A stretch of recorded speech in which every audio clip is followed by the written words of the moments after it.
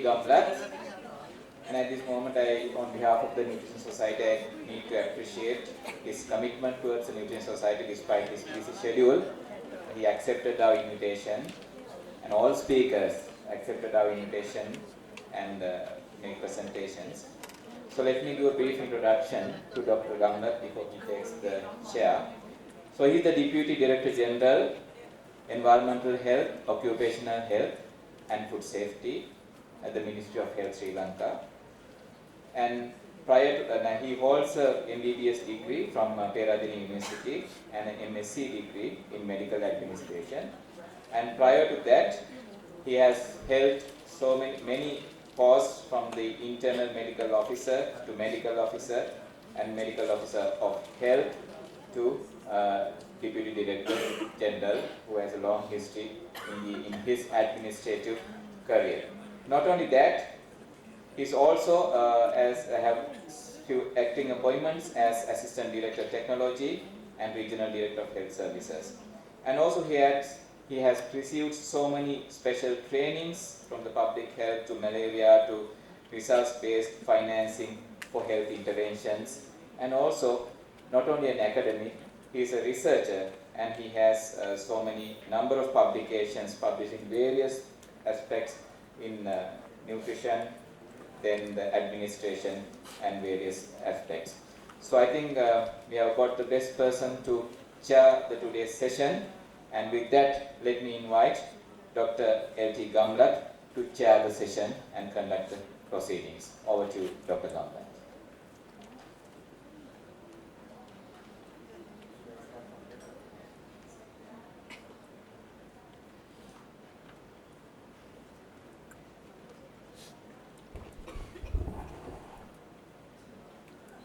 Good morning. First of all, let me thank the Nutrition Society Sri Lanka for organizing this scientific session on nutrition, which is a very important theme. And as people in the area of nutrition, concerned with some nutrition and in health, we all know that nutrition is an area which is an important area in primary health care. Even in Almata conference, this was discussed as a priority topic, and it was decided even during that conference that to ensure promotion of food supply and proper nutrition should be taken as a major area of concern under primary health care. And also, the food is a trade, and there it is second only to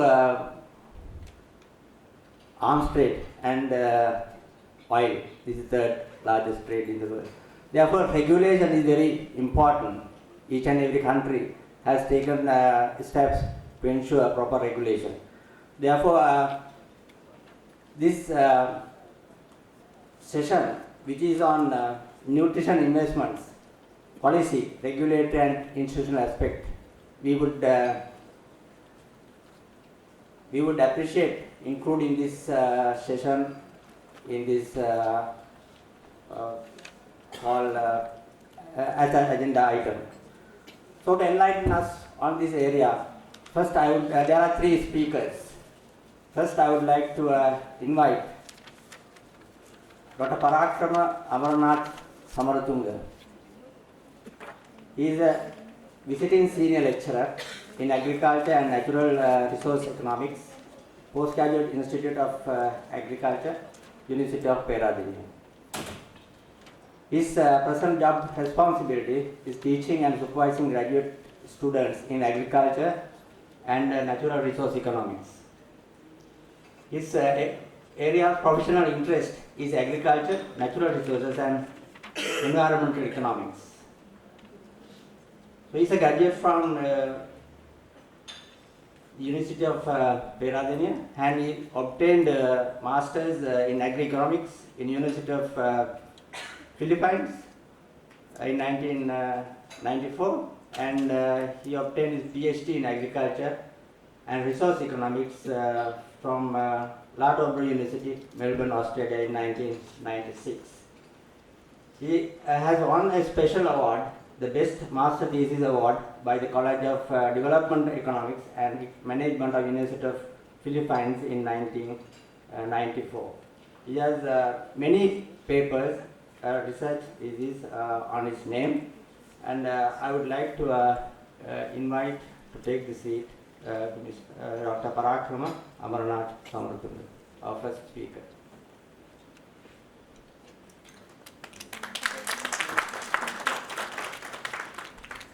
Second speaker is the Professor Jivaka Viraheva. He is the Professor of Agriculture, Agricultural Economics, Department of Agricultural Economics and Resource Management, Faculty of Agriculture, University of Peradeniya. He received his basic degree in 1986 from University of Peradeniya and obtained his MPhil in 1991 from the same university. He obtained his PhD in agricultural economics in 1996 University of Gulf, Canada. His administrative position is the head of the Department of Agriculture Economics, Business Management, Faculty of Agriculture, University of Peradeniya from 2013 up to date. He has more than 58 publications in his name, and he has a lot of fellowships and memberships on various institutions around the world. So I will kindly invite Professor Jivaka Viraheva to take the seat. Sorry, Devika Viraheva, sorry. Professor Devika Viraheva. Would you like to take the seat? Next. Shall we ask all the presenters to go and sit at the Yeah. demonstration? They can't see. Is that? They won't see the Ah, they need. presentation. Okay. Okay, we'll do this one. Thank you very much, Mr. Chairman. I have been introduced as man in agricultural economics, but agriculture is mainly to produce food. So therefore, naturally inclined towards work on food. And although I was introduced as a researcher, my last 20-25 years of service was in the area of policy. Now here, we have an issue. Food and nutrition security is getting a lot of policy attention these days, right?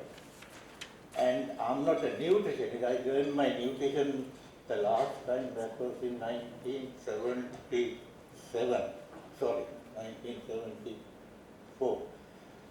That nutrition I have forgotten now. But I know how nutrition is being provided in this country and how it is produced, how it is imported, traded, sold, and utilized finally. All these things should happen to secure this food and nutrition availability to people. So, I was here some 18 years ago giving a presentation like this in this society, and I came with one slide and started with that one slide and finished the lecture, the presentation with the same slide. So today also I have a slide, right? I'm going to do the same thing. I have to put that this is, so I have it.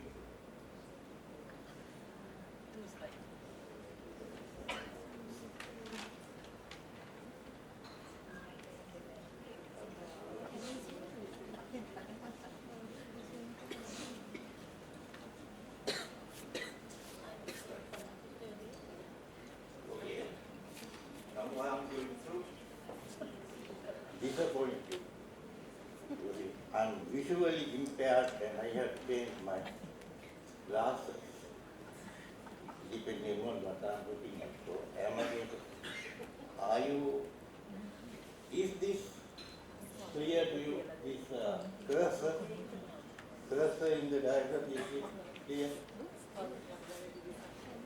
Right? So I can point these things like this, right? So it's because I can use this pair of glasses that way, right? Then I can't see you very well because this is cold. And so that is better. I can't see you and I don't know how you, what your face express. And your disappointment and all that, I can't see. But I can show you what I have here. This is, in fact, this was imposed on me by Dr. Sanath, Mahawithanage, good friend of mine. This presentation was imposed on me. So being a man outside nutrition, I am here to talk about things of not nutrition, but things around nutrition. You can see the title earlier, the previous slide was Food and Nutrition Security. All over the screen, right? In huge letters, that's B. Okay. So that was big. But now, that red thing is this one is the same thing you had in the first slide. Now you can see that glaring one big picture is only a small part in this picture. All these things are related to achieving this. Right? So you see, it looks complicated, and it is. So I'm going to tell you what this complicated setting tells us. And then of course you can see what we should do. So I don't take responsibility to recommend what is to be done because that is too dangerous for me. So, okay, now here food and nutrition security, right, is achieved on these lines, right? Food and nutrition security has a long history. Earlier, people didn't, there was no such thing as food or nutrition security in this world. People talked about self-sufficiency in the country level. Globally, we were thinking about global food availability, right? So, they adopted the concept of availability, that is, having available food in a country.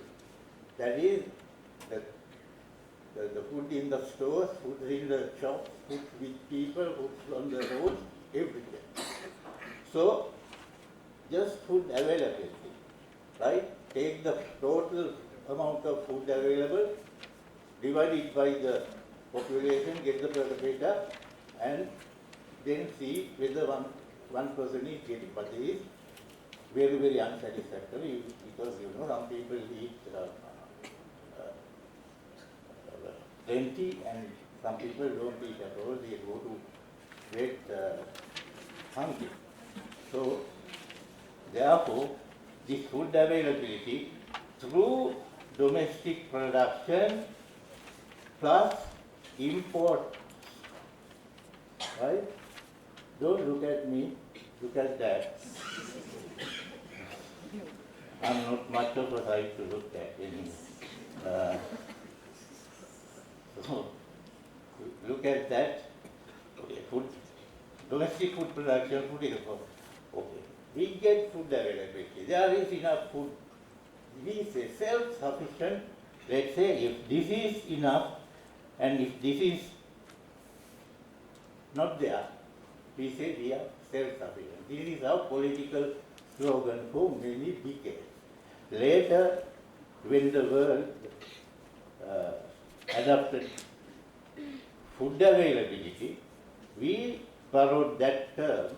So instead of self-sufficiency, that is finding food from within the country, was kind of dropped, and we thought, okay, food availability from local and foreign sources. If this is enough for the entire population, okay, that is good. But self-sufficiency, as an economist, I would not say a very good kind of goal to achieve, because if we can have enough food for an emergency situation, and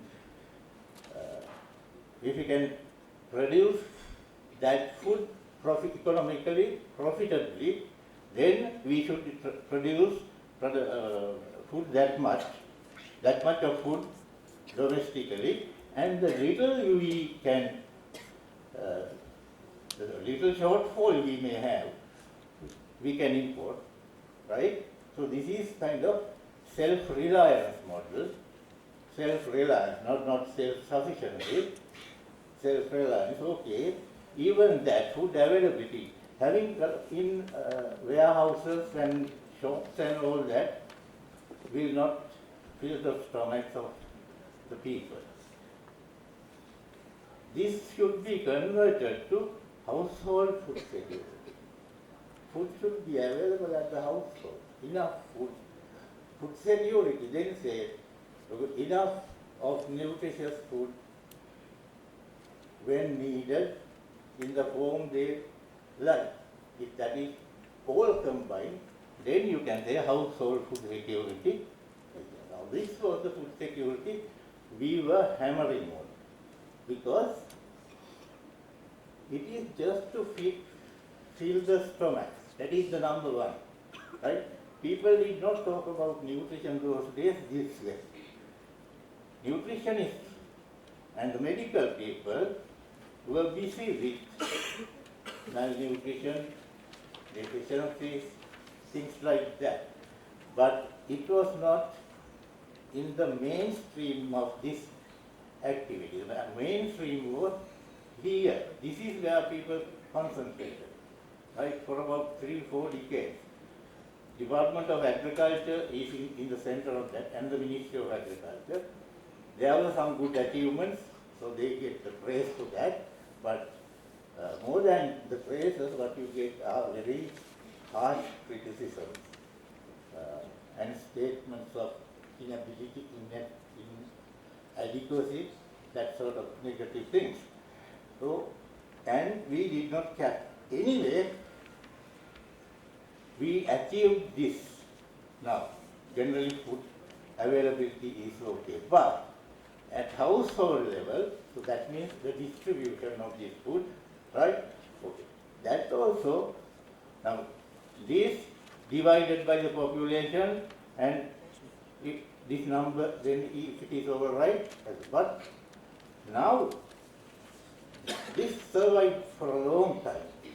And I think the last before the previous one, I'm not sure.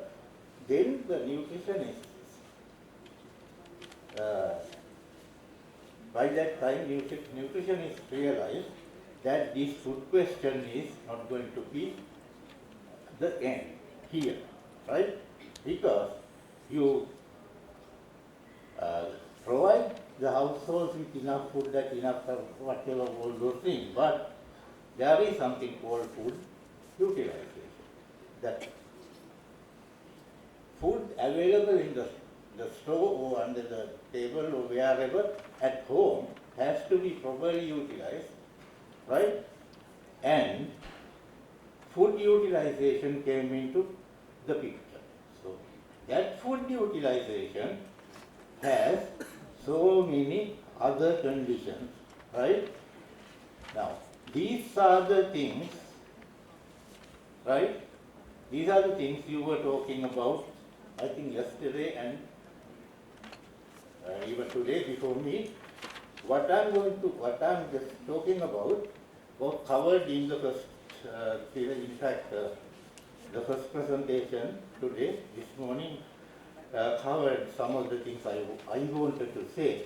So I may be repeating, and I may be repeating what Priyanka said also, but I'm going to put all these things together and put that in one single framework where we can see the relationships and we can decide what do we decide?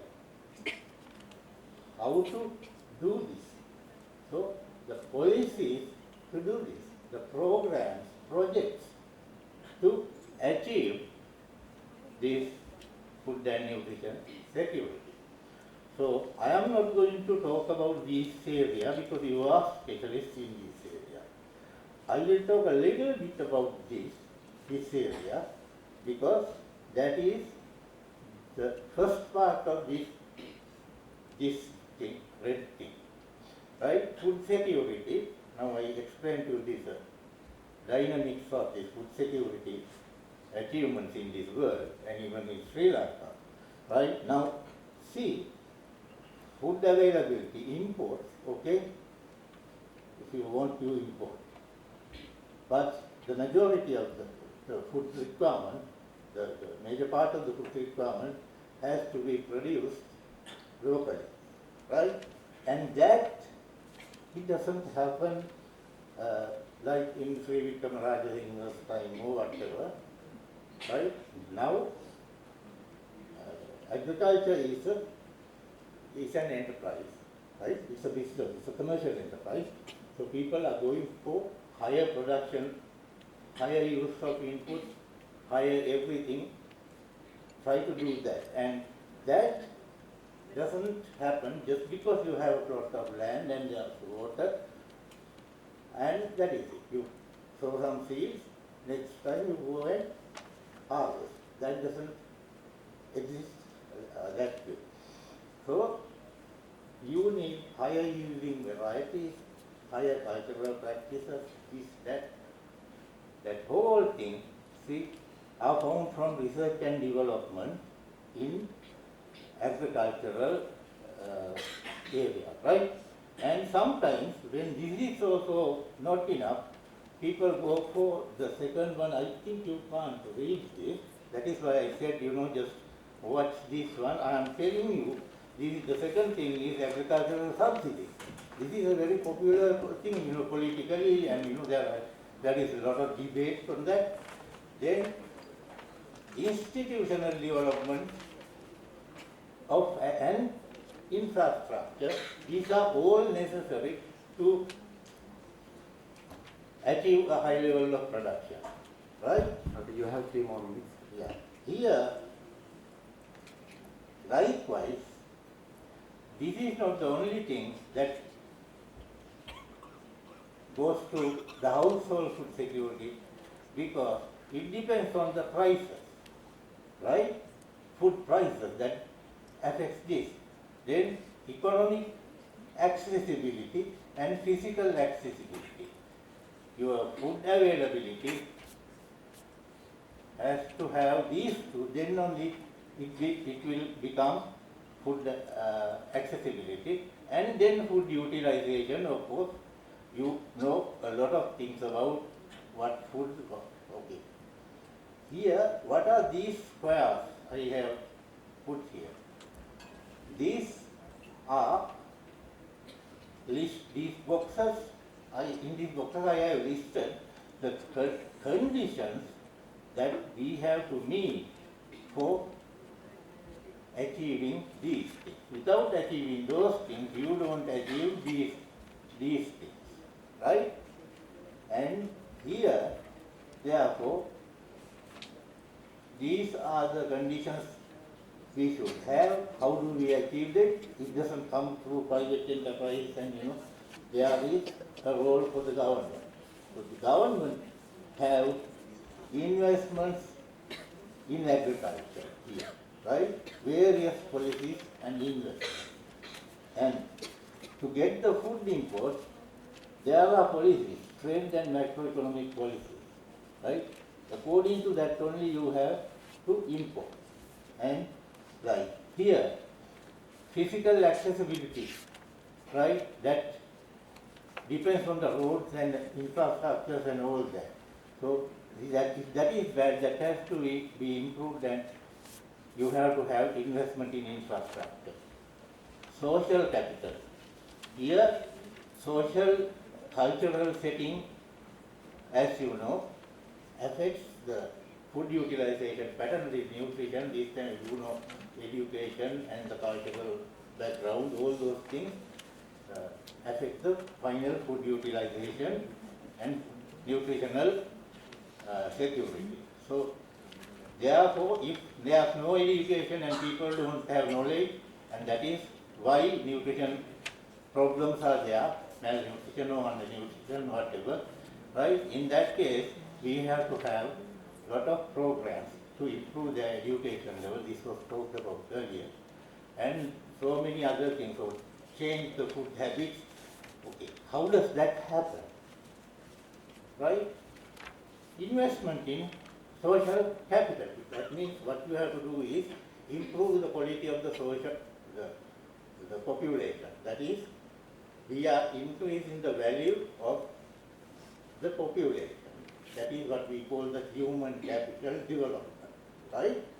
Okay, now here, I told you earlier, to get high production, okay, research, then subsidies, infrastructure, all these things are needed here.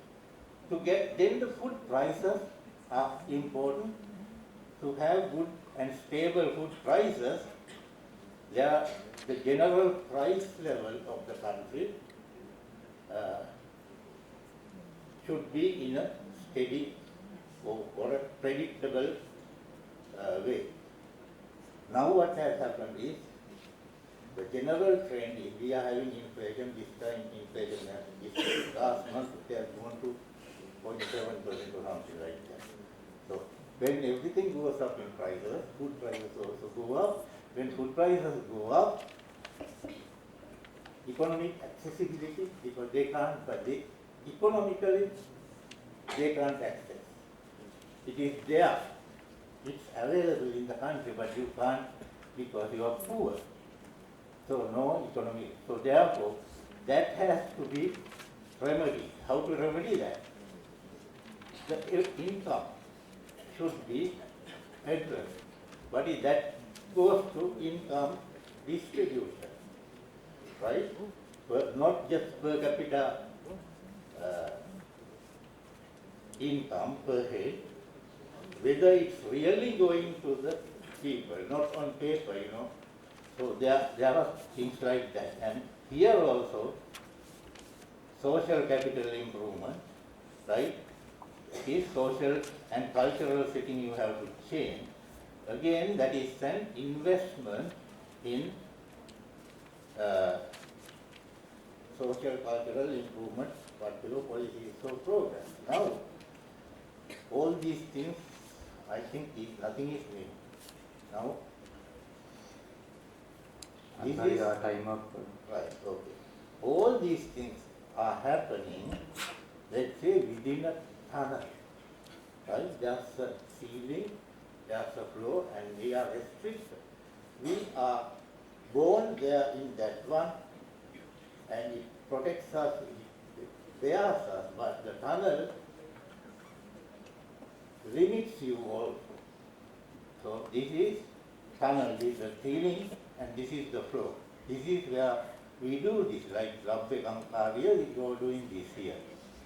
So there's the Labugeti is macro economy and polity, not policy, polity.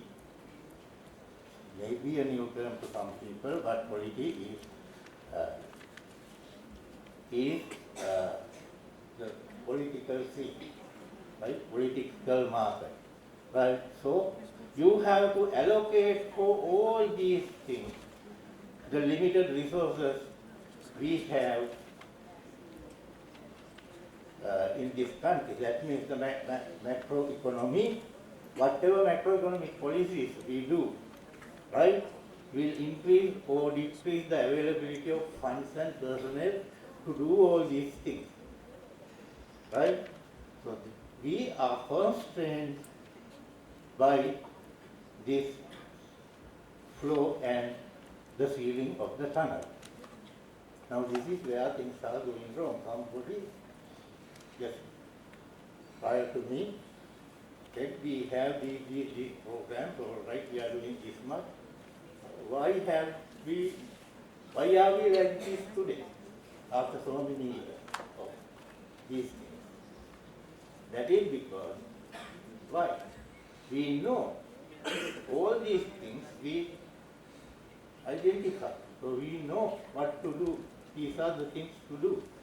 But money and backing comes from the macroeconomy, that is the treasury, and the polity, the parliament, right?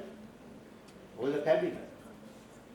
If they don't provide for this task, no matter whatever plans you have here, you are not going to get anything. That is what has happened to Sri Lanka, to my opinion.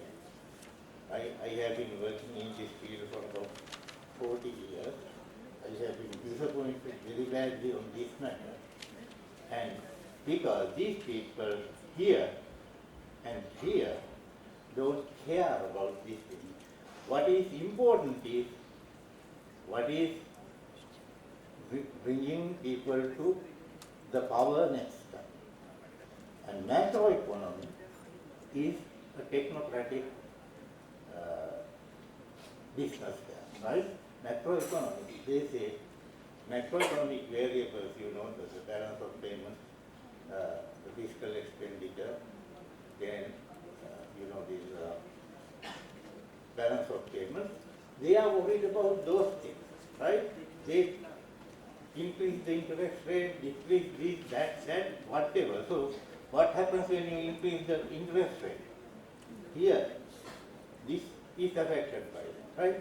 So when they try to find answers to these things one by one, they are not going to achieve. So we have to change this, no, not we, somebody has to change this, right? There should be the political will and there should be sound macroeconomic management, right? Then they will, the Sorry, Labuke here, Dr. you have yeah. taken 5 more minutes. No, after saying that, there is nothing I have to say. Right? We'll be there later. So, thank you very much. It was not very entertaining, I know, because this is... I'm sorry. So, I think you got the message. That is the one message I have to give you. Right? We are economists having done this for 40 years. In my career, I have not achieved it. Thank you very much, Dr. Samarathinga. I think you showed the wider picture of food and nutrition. In fact, we would like to listen to you more, but there are time constraints. In fact, it's my fault. I forgot to tell you that each speaker has got only 20 minutes to present, and there will be a separate 20 minutes for discussion. Next, with all my apologies, once again, I would like to invite Professor Jivika Veeraheva. She is the professor and head of the Department of Agricultural Economics and Business Management, Faculty of Agriculture, University of Peradeniya. She will present on evaluation of food policy in Sri Lanka and future directions. Over to you, Professor. Thank you, Mr. Mr. Chairman. Good morning, everybody. First of all, I would like to thank Ms. Visakha Tilakaratne and Dr. Sanath Mahawithanage for inviting me for this session and asking me to do a presentation on evolution of food policy and future directions for Sri Lanka. So I will be making this presentation under 4 headings. One short heading on the terminology that I'm going to use, and then I will present how food policies were evolved in Sri Lanka, and then I will share with you the key issues and the nutritional challenges that we face today, and finally I will give you my thoughts on future directions by looking at the food system that we are operating. Okay, first the terminology. In fact, I thought of giving you this terminology because I missed the sessions yesterday. So people must have talked a lot about food policies, nutrition policies and so on. So when I say a policy, I mean a plan of collective action, and this is mainly by the government. Even a company can have a policy, but when I say policy, I mean the actions and the plans of a government, and the government of course makes these plans to achieve a certain objective. So keeping in mind that objective, I am referring to a policy. And when it comes to food policies, I am talking about the goals for the food system or its parts, like the production, processing, marketing and food consumption. Normally, people do not talk about public health concerns when they talk about food policies, and they talk about public health concerns when they talk about food and nutrition policy. But I interchangeably use food policy and food and nutrition policy in my presentation. So when I talk about these things, of course, I'm looking at various types of actions that the government take, like the policies that the government uses to increase food availability. We call them agricultural policies, as well as the policies that the government implement to promote accessibility of food. So that is through lowering of prices, and sometimes the government has to import, so we call them cheap food policies, and there are untargeted food subsidies, targeted food subsidies. They all come under food and nutrition policies. And the third category of these policies are regulations, information and education, and they are meant to change the behavior of consumers. So the objective of my presentation basically is to give you an idea about the kind of policies that we implemented in the past, particularly over the past 70 years, looking at the evolution from 1948, since our independence, and then I will highlight the nutritional challenges in the present era, and then I will, as I said earlier, will give you my thoughts on the way forward. Okay, the evolution of food policy in Sri Lanka in my presentation is based on some recent work I did together with 2 colleagues of mine at the University of Peradeniya, and we published this piece in a reference module published by Elsevier, and we covered the period from 1948 to 2017, the last 70 years, but we divided this period into 4 eras. Pre-liberalization, that is until 1977, post-liberalization, and then Mahinda Rajapaksa era, and finally the good governance era. So we looked at food price and production policies, food assistance programs, income transfer programs and the nutritional interventions. So this chart summarizes the kind of policies that we implemented. In fact, I am showing you the situation from 1942, and this is the colonial period. So our food price controls as well as food subsidy programs began in this period, even the school meal program. And as time passes, we started to provide direct subsidies to targeted groups, and then we also had income transfer programs on top of that. So you can see that the types of programs are concentrated towards the end of the period, meaning that we are now having multiple policies and programs to improve the nutritional status of this country. If I may give you some further details, of course, as I said, the food subsidy programs started in 1948 during the colonial period, and during this time we didn't have sufficient rice stocks. So we relied on the world market, and the imported rice was distributed at very low prices universally, and later on we had to cut down this universal subsidy, and we started a food ration program. So some restricted quantities were provided at a concessional price, and this can be very nicely coupled with our election times, and whenever somebody tries to win the power, they promised lower priced food to our citizens, so it was highly politicized. And with the beginning of 1977, we started the food stamp program, and even when we implemented the income transfer programs, this food stamp program remained. And Preposure program started in 1970, and as I said, the school feeding program started in 1948. So even the targeted program has a long history in Sri Lanka. And anemia control began in 2001, and Poshanamalla in 2006. And the most recent is the Food Act. Out of those, it came in 1980, and amendments were done in 1991 and 2010.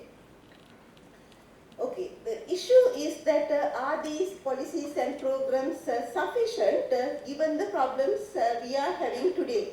So of course we can see that we have attempted to alleviate, if not eradicate food and nutrition problems in this country, but right now we have enough and more issues. So are these programs sufficient? If not, what should we be doing in the future? So for this audience, of course, I do not want to give you what the nutritional challenges are, but I thought that I would give you my version of the nutritional challenges. Of course, I borrowed them from published sources. And when it comes to undernourishment, I think we have achieved quite a lot, and right now 4.6 million people are undernourished, but it is a big drop when you compare to the situation in 15 years back. So we have come down from 5.6 to 4.6. And this is because we have increased the availability of calories, protein and fat in this country, and we can be happy about it, and we can call this an achievement. Okay, here is the way that it dropped, but I should mind you that in absolute terms, we cannot be happy because still 4.6 million people are undernourished.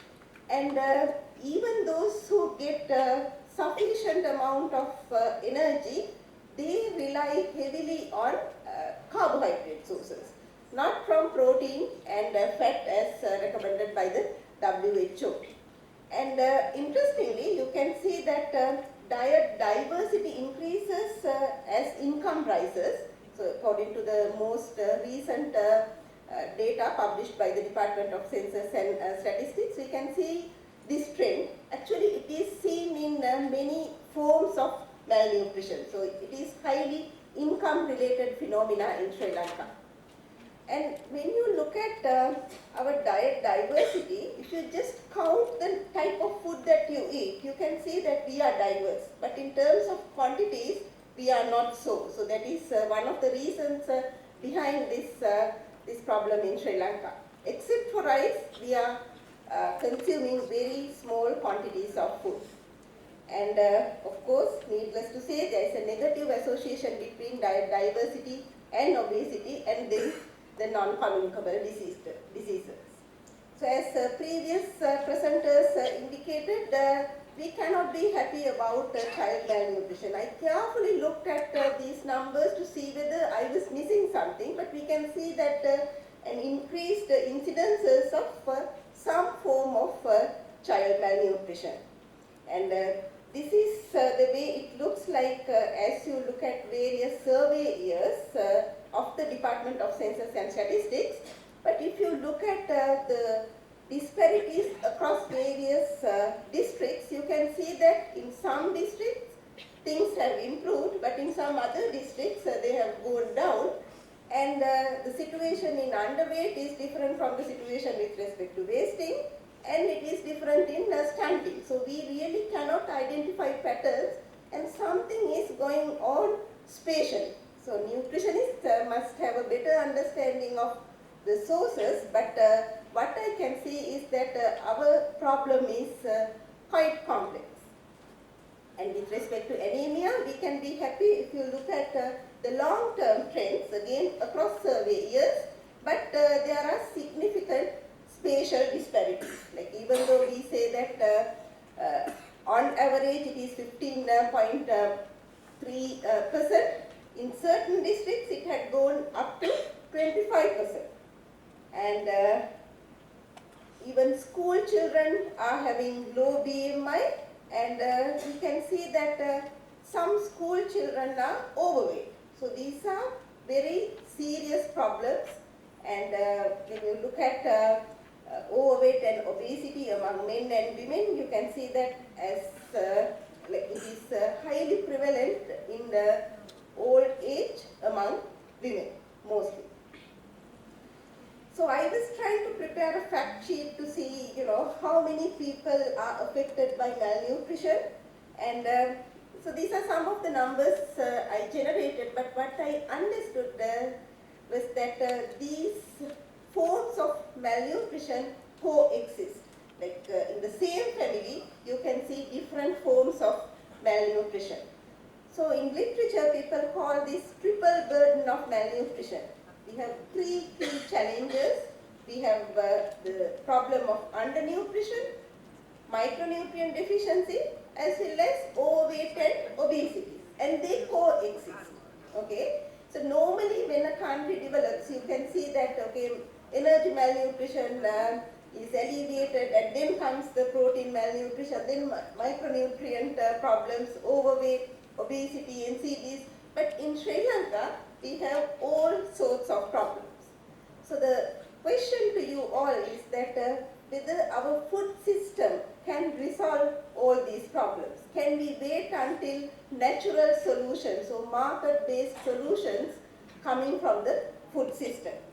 Okay, I looked at international literature on this, and those who work on this area say that there are three types of food systems.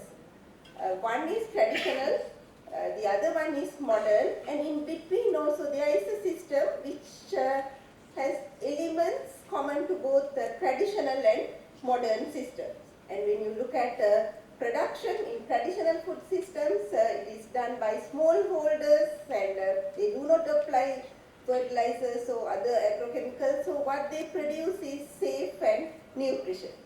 In modern systems, we have large farms, and their extents are quite big, so that they can produce food at lower cost of production. So in modern systems, you can see that the nature of malnutrition problem is very different from the traditional system. In the traditional system, the quantities produced are smaller, so that you can see the problem of undernutrition. Whereas in modern systems, you can see that there are lots of animal protein production and there are lots of food away from home. So the problem of overweight and obesity is there. In a mixed system, you can see a mixture of these, meaning that all sorts of malnutrition problems.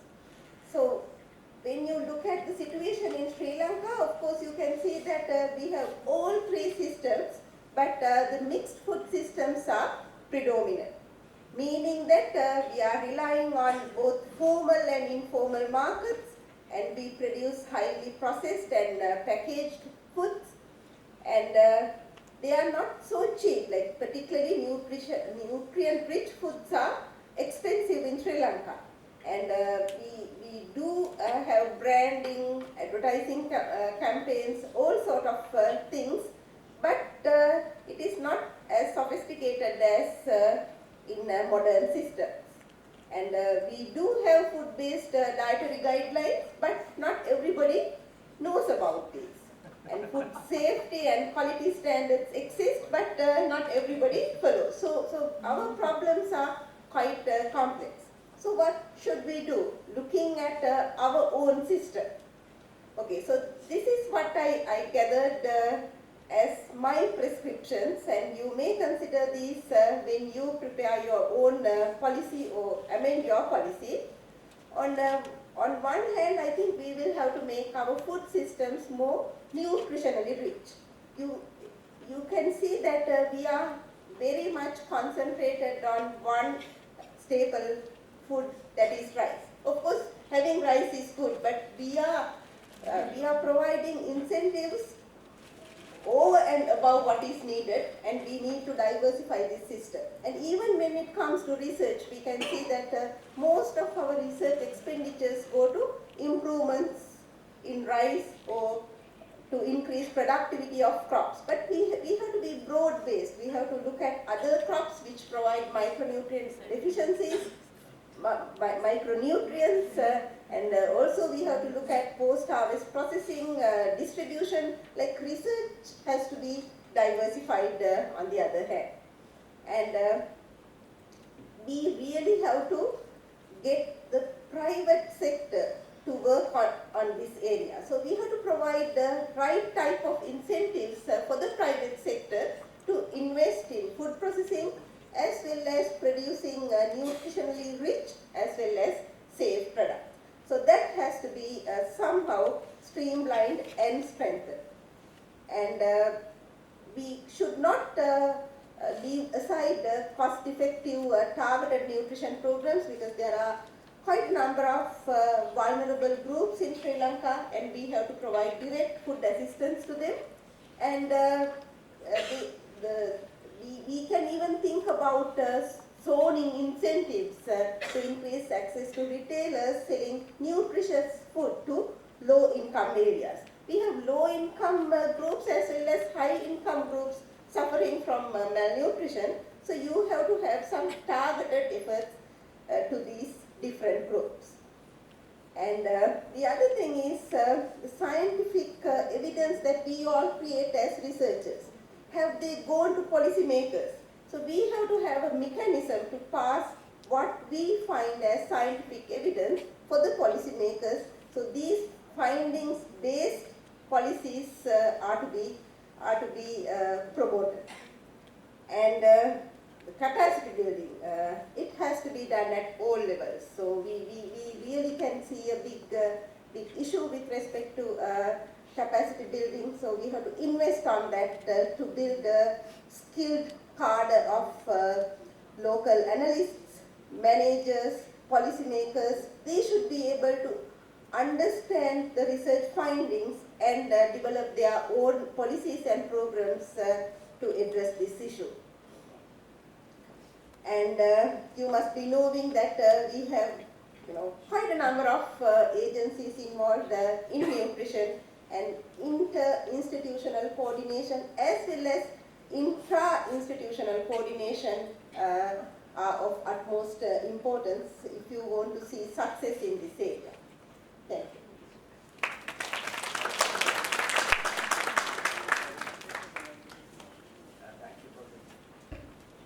Thank you, Professor Jivika. You are ahead of 2 minutes. In fact, she enlightened us on the historical perspective, the present situation, and the way forward. Our next speaker is from the Minister of Health. He is Dr. Dilip De Silva. He is a cost and management accountant and a chartered banker. He holds MBA from the University of Colombo and a PhD in Health Human Resource Management from the University of Southampton, UK. He is also a board certified consultant in dental public health, having obtained his basic BDS degree from Peradeniya and masters from Colombo University and a doctorate from University of Colombo. He has nearly 20 years of experience in the Sri Lankan health system. Currently, he is the head of Health Human Resource Division of the Ministry of Health, Sri Lanka. He was the winner of the National Apex Award, Sri Lanka, in 2013. Over to you, Dilip. Good morning, and let me express my sincere thanks for inviting for this Nutrition Society. This is the first time I have been in the Nutrition Society. So today what I'll be speaking about the health component of the nutrition and more into the health financing from the Ministry of Health point of view, right? So I'm narrowing down the whole idea of nutrition to financing from the Ministry of Health perspective. And as you all know, there's a new concept called nutrition economics, which was coined in somewhere about 7 years back. And because of the nutrition economics, people tend to see nutrition from the lens of effectiveness. How much are we investing? How much are we gaining from that? Then, as already mentioned, there's undernutrition and overnutrition rates alarmingly rising in Asia, and that is your bread and butter. And also this is more affected in low and middle income countries as that of Sri Lanka. Over the last 30 years, the rates of overweight has risen faster in low and middle income countries than in high income countries. As you know, due to the malnutrition, the loss of national productivity in terms of economic growth has been about 2 to 3% of the GDP in some countries and going up to even 11% of GDP in certain African and Asian countries. This is the loss of productivity due to malnutrition. And also, moreover, what is significant here is all these losses should have been largely preventable if adequate investments in proven intervention are made. So these are preventable loss of economic growth. And I quote Bill Gates, he says, an investment in nutrition can help make every other investment in health and development pay off. So he pays very much emphasis on nutrition. And as per the Global Nutrition Report 2015, which indicates $1 investment in nutrition can yield $16 benefits across health and productivity. So the yield is very high if you yield in nutrition. But sadly, countries across the globe spend less than 1% of their health budgets, we are no exception, in nutrition-specific programs. And even the official development assistants spend less than 1% of their assistance on nutrition-related activities. Let me come to the more focal point of nutrition program and the health component of the nutrition program. And as for the Ministry of Health, the Annual Health Bulletin, I quote it from 1916 Annual Health Bulletin of Ministry of Health, which says, our delegated nutrition expenses, that is specifically for the nutrition, we are spending around 100 million Sri Lankan rupees. And also to the health component comes other UN agencies and other non-government agencies. This is 100 million directly for nutrition only from the Ministry of Health. Then recently there was a cost of health component of the nutrition program was done by my colleague Dr. Neil Talagala, where he estimates for the nutrition for the health component of the National Nutrition Program for the next 5 years, the cost will be around 28 billion Sri Lankan rupees, right? And if you take it as average, it's going to be about 5 billion Sri Lankan rupees per year for the health component. And if you divide the cost into different criteria, the human cost or human resource cost is the highest, standing at 46%, and the others 35 material, logistics, so on and so forth. So what it says, the nutrition component, the health component of the nutrition is going to cost the state 5 billion Sri Lankan rupees per year. And out of that 5 billion, the nutrition delegated cost is going to be about 2.5 billion, half of that. The total cost is 5 billion, nutrition delegated health cost is going to be about 2.5 billion Sri Lankan rupees. This is to invest exclusively for implementing nutrition interventions. So in other words, the Ministry of Health should invest around 2.5 billion Sri Lankan rupees exclusively for nutrition programs. But as of now, what we are investing on directly on nutrition programs is about 100 million. So you can see a huge gap, it's about 25 times, right? Even if you leave out certain percentage for overestimating and underestimating, the gap is more than 10 to 20%. Let me come. Now I say there's a big gap of what we need to invest for the health component of nutrition and what we are investing now. So one may ask why we can't invest more on nutrition from the Ministry of Health. This is the Sri Lankan growth pattern. Our growth rate has been hanging around in the 4-ish area, 4.9, 4.3, and last year it was 4.4, and 2017 still not published officially, but it's supposed to be in the range of less than 5. So that has been our growth rate. And this may be a new slide to the non-medical audience. This is the amount of money the Sri Lankan government spend on health, the Ministry of Health, which is the main healthcare provider to the nation in terms of funding, in terms of human resources, in terms of coverage. May I say coverage? We see 56 million patients in the OPDs. 56 million, the population is 20 million. We see 50 million patients in the OPDs. And we have 7 million admissions per year for the Ministry of Health alone. And we spend these monies starting from 2013, 93 billion, 14 up to 112 billion, 115 billion by 2013, 15, and 2016, 175 billion, and 2017 almost there, 270 billion. So our expenditure on health has increased by about 80% over the last 4 years. And at the moment, our total budget is 170 billion. But if you compare that with the total national expenditure, what the health sector is getting has never been more than 5%. So health sector has never got more than 5% of the national expenses in this country way back from 1910. And on a macroeconomic perspective, for health, we are spending only 3.24% of the GDP on health. This is both the private sector and the government sector together, 3.24% on health. But on international literature, in general or in average, a country should spend about 9.9 or nearly 10% of the GDP on health. But we are spending quite less, but we have achieved very good results. And this slide shows you our GDP has never gone, our GDP percentage on health has never reached 5. It has been a stagnated line, almost horizontal, over the years from 1990 onwards up to 2014-15, still it is. And we are spending around 3.5, 3.2, so on and so forth. What is bad is we have not tried to increase it. It has been very stagnated. And out of this GDP, only around 2%, out of that 3.5, 3.6, only about 2% comes from the public expenditure, others from the private sector.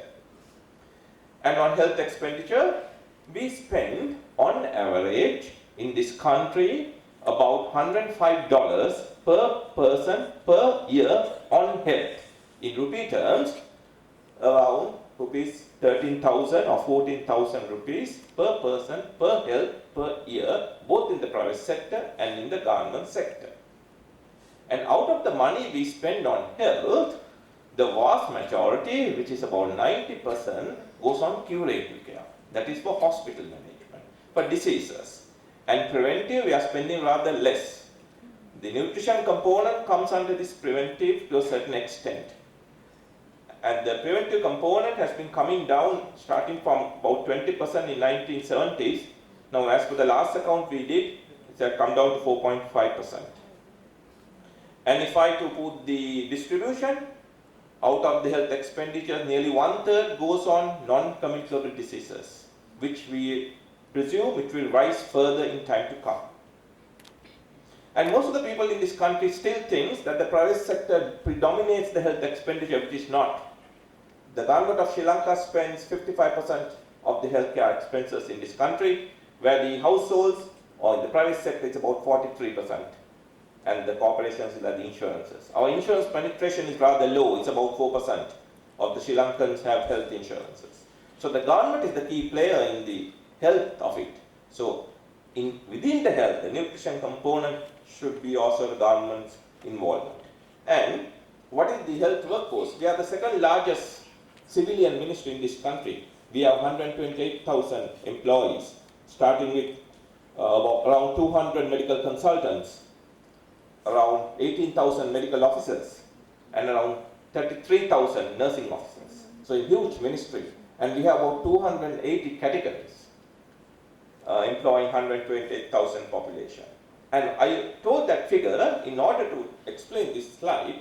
And out of our health budget, which I say is about 170 billion as at now, more than 50% goes on human resources, right? High amount on human resources. So whether we can manage the cost of the health sector component of the National Nutrition Program has to be revisited, because we are spending at the moment somewhere around 100 to 150 million, and whether we can actually make it 2.5 billion has to be revisited given the constraints of the amount of money we have and from the past trends what we are getting on health. Therefore, it's very important to think about productive efficiency, technical efficiency, and allocative efficiency. If I emphasize on allocative efficiency, that is maximizing the welfare by allocating resources across different activities. This diagram shows that is within the health program, among the nutrition programs, among different health programs, and among different sectors. And allocative efficiency is defined in economics as marginal benefit to consumers equal to the marginal cost. That is pure economics there. And allocative efficiency from the public health point of view, it determines how best allocate resources for maximum effectiveness. And in the developed world, there are so many computer-based high-tech tools, allocative efficiency analysis tool. One example is Optima, where you can inform the investment decisions on health interventions, which will give you the most allocative efficiency. But in the Sri Lankan context, we have no such studies done. In the Ministry of Health, as far as I know, there have been 2 studies using high-tech models. One is for the National Health Account, and the other one is for the cadre planning for the consultants, which we have produced to the Postgraduate Institute of Medicine. Other than that, we have not gone into modeling of investments in the nutrition care, to my little understanding. In conclusion, we have a state-funded healthcare system and now budgeted limited health budget, and we have change in disease pattern and change in demography. So in that context, in Sri Lanka, we have not done many studies on allocative efficiency on nutrition component in the health sector. So whether we can support the proposed nutrition program from the Ministry of Health with the limited resources has to be revisited, unless we spend higher percentage of the GDP on health, which is around 3.2% at the moment. So that's all. Thank you.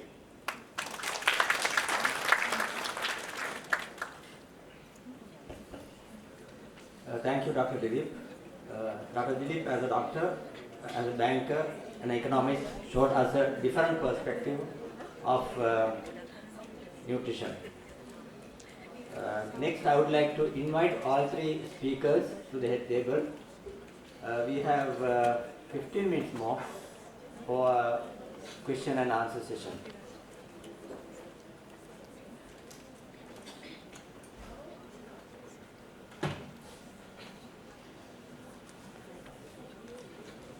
floor is yours.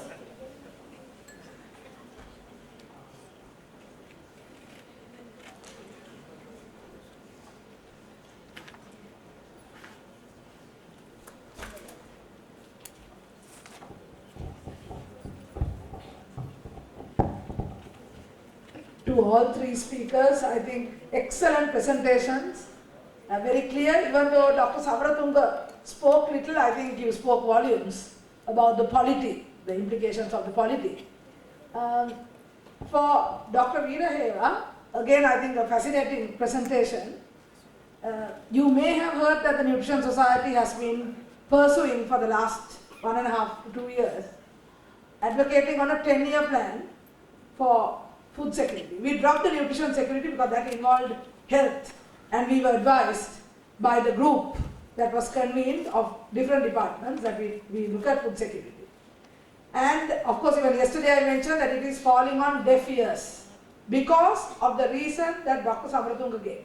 People are playing politics and are not engaging in the technicalities. So, what is your view on actually getting nutrition sensitive indicator based food production plan? At the moment we have a national food production plan of 3 years, but we really don't see whether the relevant groups, food groups or components are planned out. And to be very frank, the Ministry of Agriculture is in denial when we propose, because they say no, we are on a food production plan. But what we say is it should be a results based food production plan with all the trade and other variables included. So I think we need some advice from you on how to drive this forward. And the second question to Dr. Dilip, again thank you very much. Even for a layman that was so clear. How do we shift the curative budget? It should be far more on preventive, number one. Number two, you have costed the, Dr. Talagala's I think work also has come out with the 2.5 billion. Now, through a multi-sectoral action plan, do you have any views on how we can reduce that 2.5 billion with the contribution of other entities, other sectors?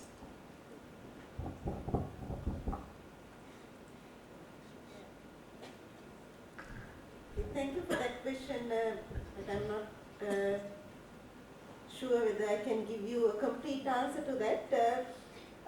I think the challenge we have is that we have quite a number of ministries and departments involved in this aspect, even under food production. Like agriculture is looking at basically domestic food production, I mean OFC production, whereas we have other ministries like fisheries as well as animal production and even primary Ministry of Primary Industries. They all involved in this. So some coordination is needed, maybe an apex body to look after nutrition matters and coordinate across these industries.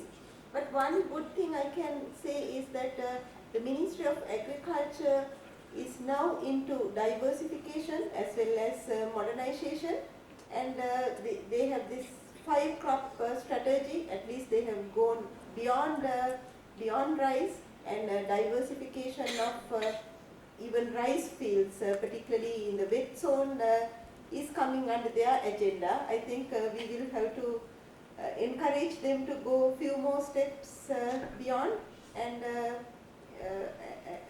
to make sure that what you anticipate will be realized. So I don't think that I can give you a complete answer, but these are my just thoughts. Thank you.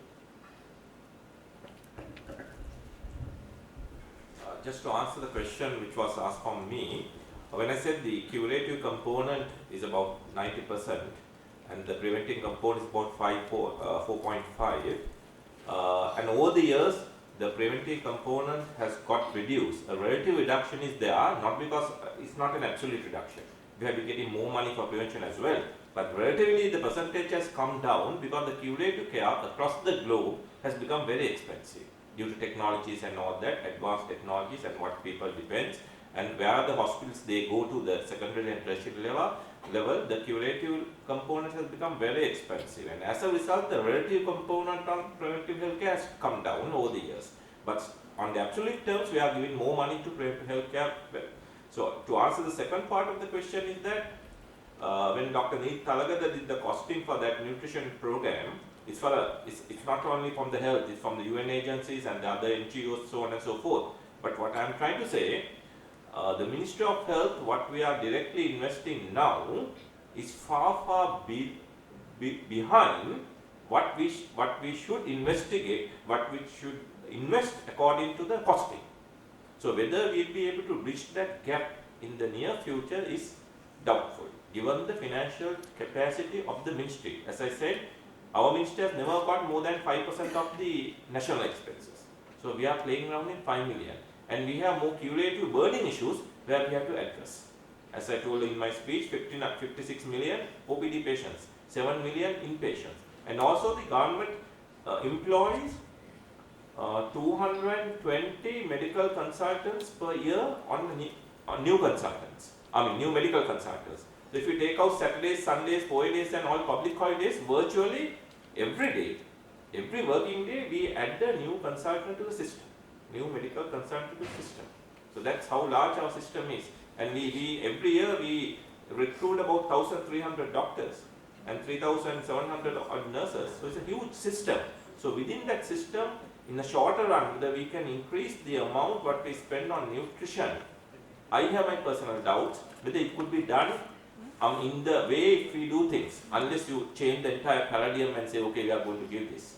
So that has to be done at the policy level.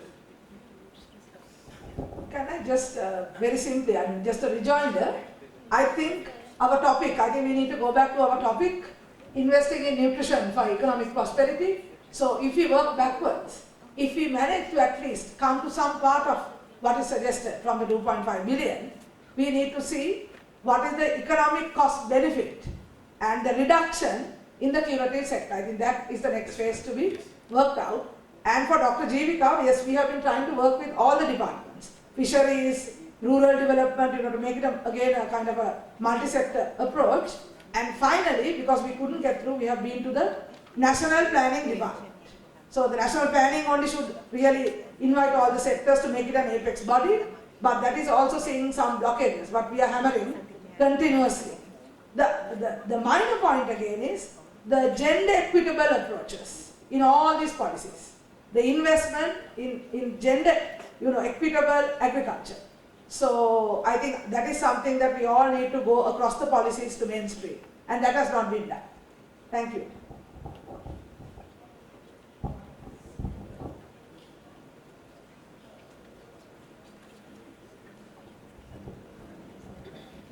First, I'd like to make a small comment about the opening comments of Dr. Kamla. I think if I heard correctly, you said after the arms industry, the food industry is the biggest. Am I correct? Yes, okay. So adding on to that, I think now, according to the global data, we know that more than the arms industry, the food industry is killing people. The NCD epidemic is largely due to the food processing. So one missing factor what we are seeing today in this kind of deliberation is actually we are focusing on food production, but the biggest problem the NCD is due to the ultra processing of food. We are not eating food. If I quote people like Michael Pollan, we are made to eat food-like substances. That's in fact the WHO data very clearly talks about the ultra processing of food. So getting back to Dr. Jeevika's presentation, I think all the presentations were very informative. In fact, you asked the question, are all these programs sufficient? And historically, I will give a very good historical account. So pre-open economy, we had untargeted, the programs. And of course, then we actually had policies when it comes to politics. Because in fact, he said at the end of the day, we eat what the politicians decide. So I think that's the summary of his presentation.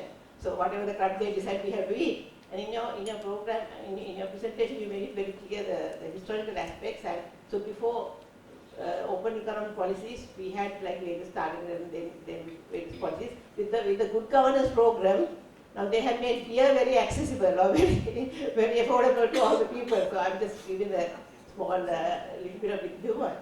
So now I think we need to really look at the elephant in the room. So that is the impact of ultra processed food like the the ultra processing on the NCD burden. So I think that's what I want to make. The food industry has a huge impact on the NCD burden globally. Thank you.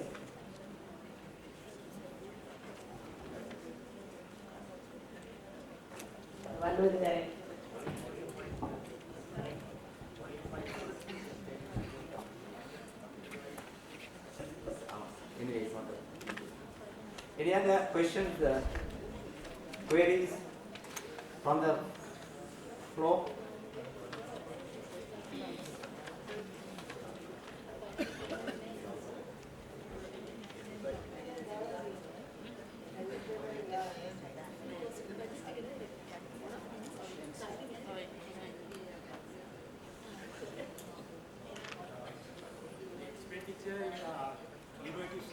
This is the mic.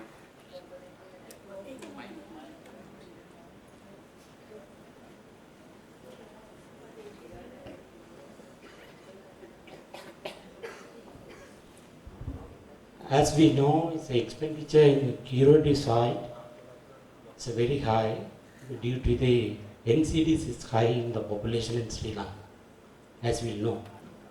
That's why the hospitals all is built up treating the patients. We are as eye opener now, policy decision is needed now.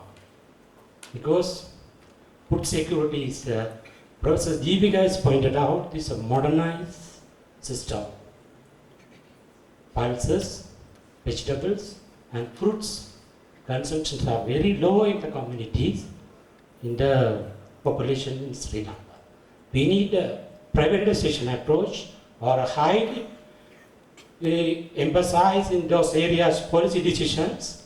High innovation is needed in this juncture.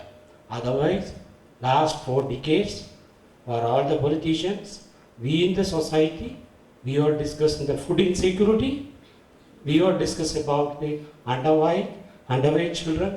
5 children among 1 children among the 5 children are underweight, wasting 6 children, one is wasting in the country.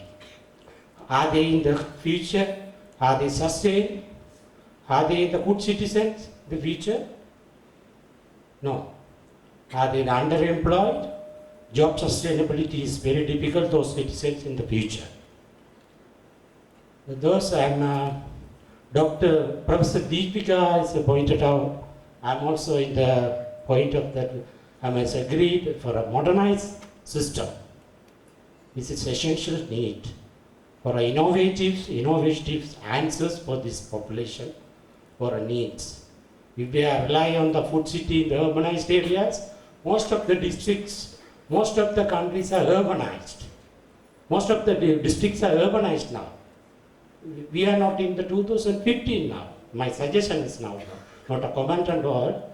So my suggestion now is that if we see the particular person not in the earlier lines. Now is everywhere is urbanized. Needs are different. Population needs are very different. Primary education level or university level. This is not a solved by the academics, solved by the academics or Ministry of Health alone. This is needed a high address level policy decision by the policy makers or innovators. They need to address those problems meaningfully. Thank you.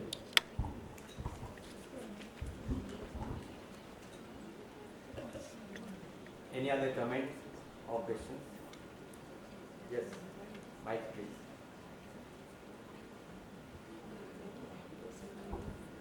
Yes, two quick comments. One is Dr. Damayanti said the contribution of the food industry towards NCDs. That's true partially. However, we should not forget the contribution that has been done by the food industry towards making the people's life easy and also providing more nutritious food. That part cannot also be forgotten. And the other thing is that when it comes to Sri Lanka especially, the people are very price sensitive when it comes to food. When they make their food choices, price plays a very important role. So how much ever talk here and how much ever education programs that we do conduct out in the public, if food is not made available at a reasonable price, nothing would work. Thank you.